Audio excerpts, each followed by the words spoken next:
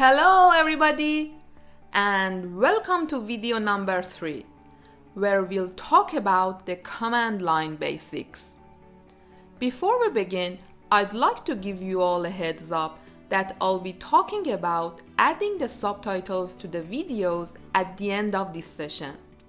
Such good news mostly for my lovely Persian friends who wanna watch my YouTube channel with subtitle. As a programmer, you will run into situations where you need to know how to work with command line. The command line can be intimidating at first glance.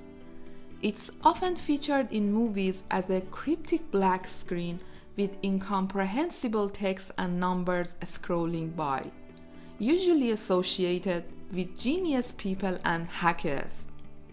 But the truth is, it doesn't take a genius to use or understand the command line.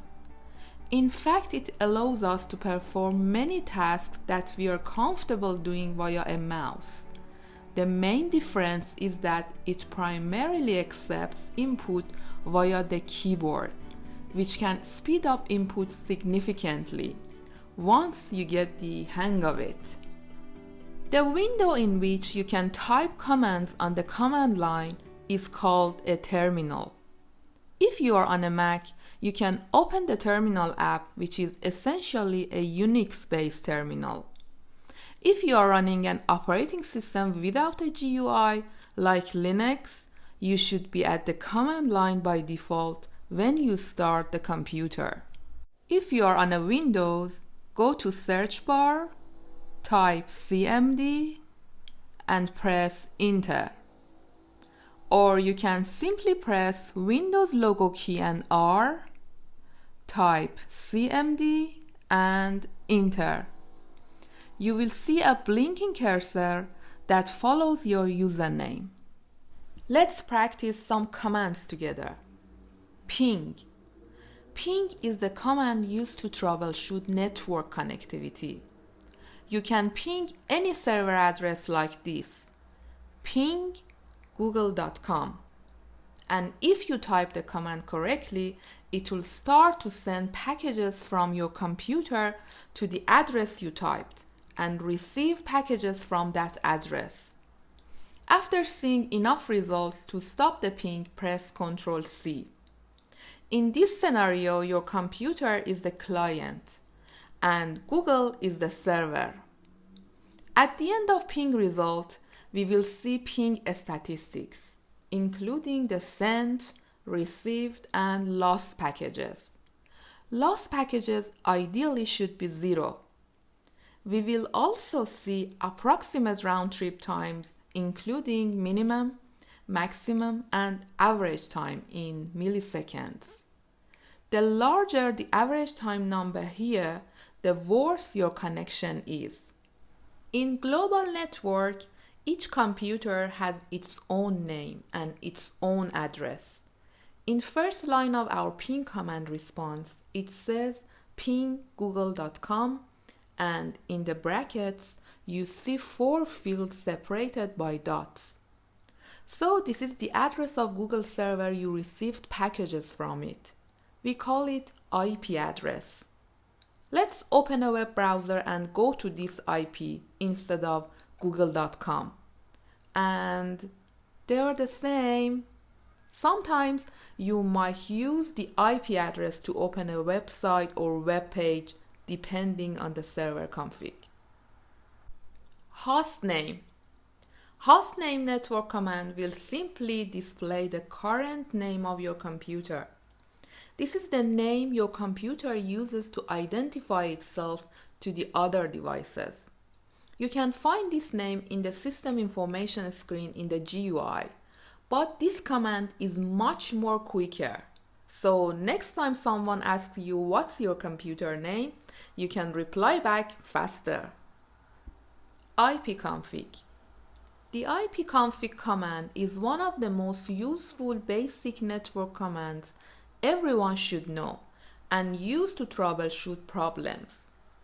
The ipconfig command displays basic IP address configuration information for the device you are working on. To run it, type ipconfig. And the information you see on your screen includes IP addresses for both IP version 4 and IP version 6, default gateway, and subnet mask. You can also use the command line to switch your drive, browse through folders, list folders contents, create new folders, and much more. Once you open your terminal, you'll see the current location in the file system, and you can switch to the other folder by typing its name following a colon like this. If you are on a Mac or Linux, you can use the pwd command. It stands for Print Working Directory and tells us which folder we are currently in. Now that we know what folder we are in, we can use the dir command to list the contents of the current directory. We'll use ls command instead of dir if we are on a Unix-based terminal. Next, we can create a new folder using the mkdir command, which stands for make directory. I'm gonna create a new folder called test command.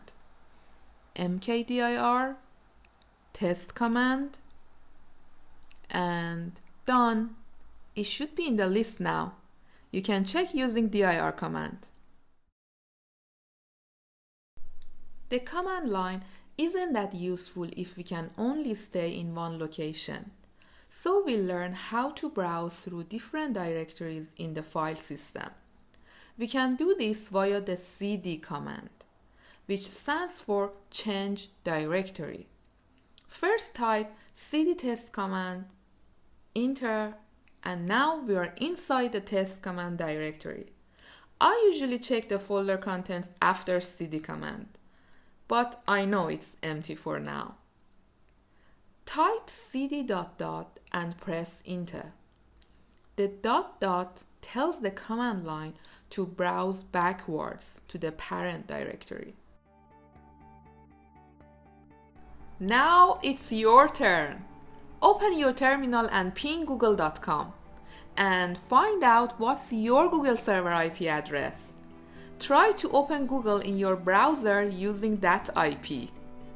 By the way, what's your average times when you ping the google.com in your computer?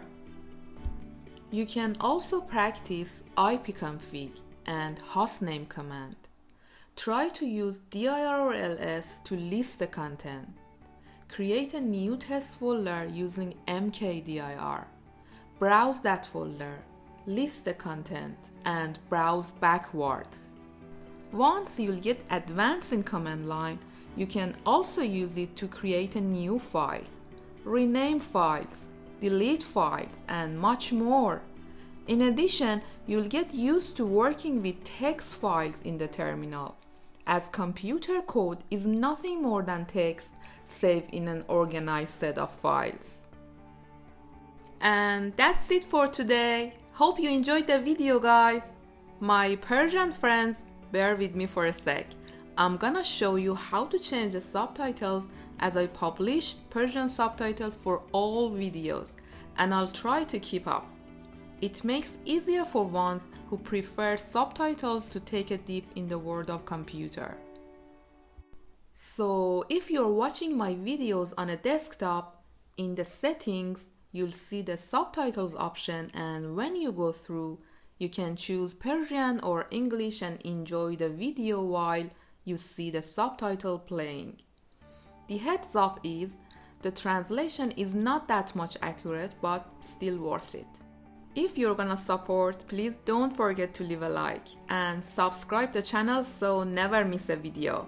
If you have any question, please make sure to comment below and I'll try to answer it as soon as possible. Thank you so much for watching. I'll see you soon.